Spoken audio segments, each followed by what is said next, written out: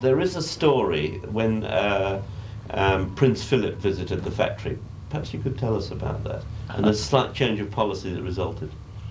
Well, we were told that Prince Philip was coming to walk around the factory and meet everybody. So George Harriman, Len Lord and I met him in at Longbridge station. We had our own station early morning, about 10 o'clock, and took him round, brought him in, introduced him. Lord was, then we were introduced, George and I were introduced to him and his aide-de-camp.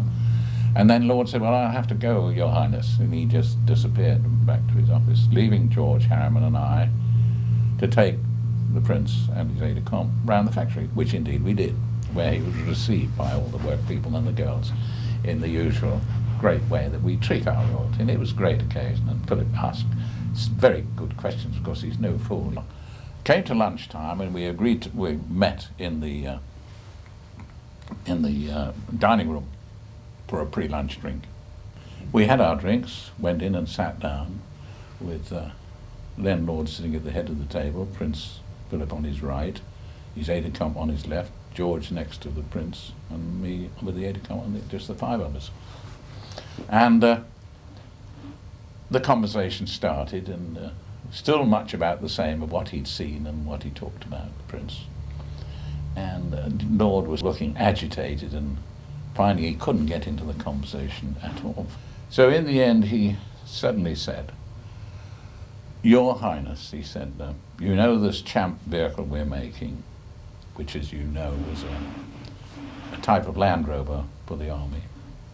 Why don't you use that instead of using the Land Rover that you and the Queen going around these various sports facilities and waving to everybody around these sports grounds? Why don't you use our Champ?" And I was looking across at the Prince, who had very long fingers, and I saw him do this and grip his hand, and he turned to Len Lord, and like a rapier said, "You want to be careful what you're talking about." Well, I didn't know what to do. I daren't look at George Harriman, who sat opposite me. We both were finding this embarrassing that our boss was really being told off, quite rightly, I thought at the time, for saying such a silly thing. So it was a bit cold. The rest of the lunch was, as you can imagine, very, very dull and uninteresting. And eventually Lord said, "Well, now, sir, would you like to come down and see our new models down below in our studio?" So the Prince said, "Yes." So downstairs we went, where, as you remember, we had a very nice studio down below, which our studio man's name, Dick Bursey, controlled. And down there were these cars which Lord had been primarily involved in the design of, which he had all the time, having this control of what he thought was a good car. Scrapped many of Dick Bursey's ideas from time to time.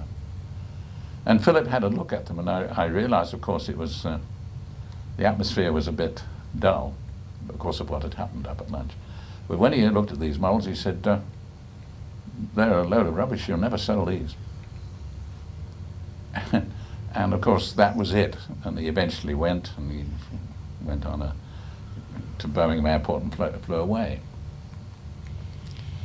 The next day, the result of that, the next day, Len Lord sent for Farina, the Italian designer, Sergio Farina, the old boy, and he stayed all day and went away that night with a very big contract for designing our vehicles in future.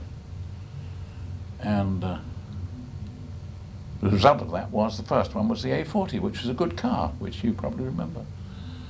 So that was the occasion of Prince Philip's visit to Longbridge. And that's how BMC's design policy changed overnight. That's how our policy changed overnight, by the virtue of that visit and the Prince having the good sense to tell him so. Where we, as his employees, couldn't tell him so. If we did, he would have taken no notice. But he took notice of Prince Philip. Well, I really enjoyed that. I hope you did too. And if you did, please give us a like and subscribe. Thank you. Who is this man?